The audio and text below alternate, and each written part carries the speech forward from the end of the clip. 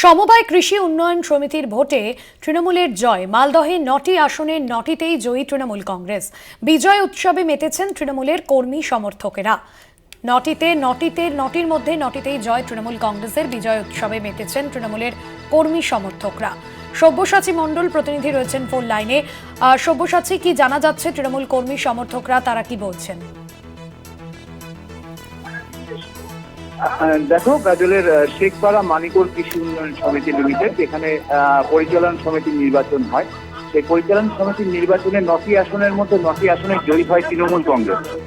এরপরেই কিন্তু বিজয় উৎসবে মেতে ওঠেন সকলেই। যেখানে উপস্থিত ছিলেন জেলা তৃণমূলের সভাপতি সহ অন্যান্য নেতৃত্বরা। তারা যেটা জানাচ্ছেন যে এই সমবায় সমিতি নির্বাচনে মানুষ যেমন তৃণমূল কংগ্রেসের পাশে রয়েছে, ঠিক তেমনই কিন্তু 2026-এর নির্বাচনেও তৃণমূল কংগ্রেসের পাশে থাকবে সবাই এবং পুনরায় বিধানসভা নির্বাচন জয়ী হবে তৃণমূল কংগ্রেস। বাসতী, ধন্যবাদ জানাবো। সব্যসাচী মণ্ডল ছিলেন প্রতিনিধি ফোন লাইনে।